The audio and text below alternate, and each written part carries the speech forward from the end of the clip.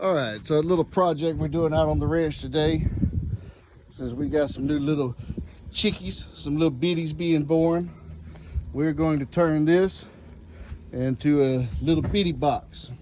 So it's time to bring them out and put them outside to get some sunshine. So this was just an old water trough that we had for our cattle. It started leaking. We did some repairs and it held up for a while, but ultimately it's still leaking water, so we're just finding another use for it. So stay tuned and check out this nice little project. It's going to save time and money. Okay, so we got our boards cut here. We got some leftover chicken wire, a piece of plywood. We're going to make a lid to put on this bad boy. So our boards, we're going to sandwich them. We're going to put one on this side, and then we're going to put one on the outside. And we're going to screw through and sandwich it together, and this is going to give us something to mount our hinges to, so that we have a good, strong, sturdy lid.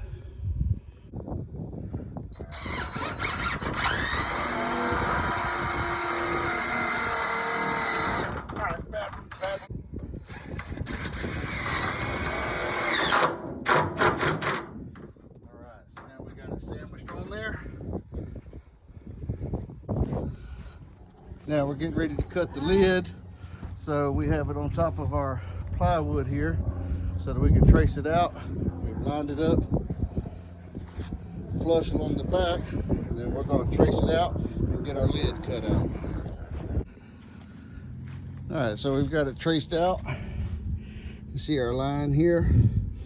We've got it all traced out. Now we're fixing to get ready to run the saw around it. We'll move on to the next step. All right, so we've got our lid cut. We've got it just sitting on there. So we're fixing to attach our hinges here, and then we'll proceed to the next step where we'll be cutting in our top vent and adding our chicken wire. Okay, so got our hole cut here. We got our door mounted. We've got some vent holes that we sliced in the side of it, just in case if it's pouring down rain or something and we need to cover this with something. They will have some ventilation, so got them some airflow here. We're going to put chicken wire over the top port right here.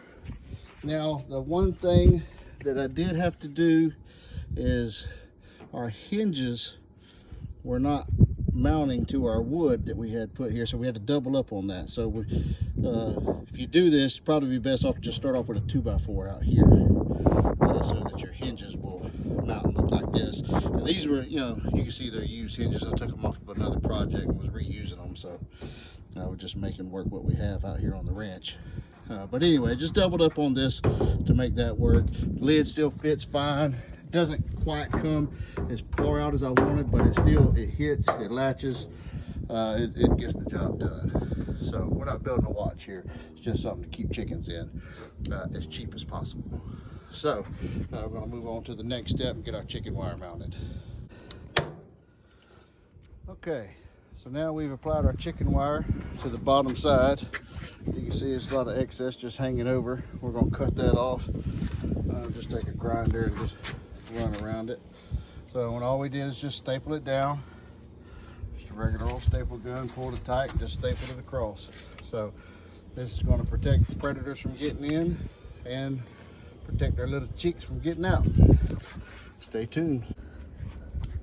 Okay folks, now it's time to put our bedding and our feed and water in here.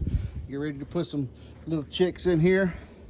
See, we got our wire on there, got it cut off, all stapled down. Got us a lid here, plenty of ventilation, plenty of room for the little chicks to run around.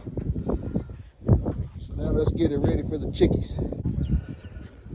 All right, so we got our little chickies in there. We got some food, some water. This was the box that they were in. So you can see it's just a tote. We did kind of the same thing, put a wire mesh top on there, had them food and water in there. So we had them under a heat lamp for a few weeks, and now this is their new home until they get pullet size, about 4 months old, and then they will be introduced to the rest of the flock. So plenty of room, ventilation, security, fresh water, fresh food, ready to go.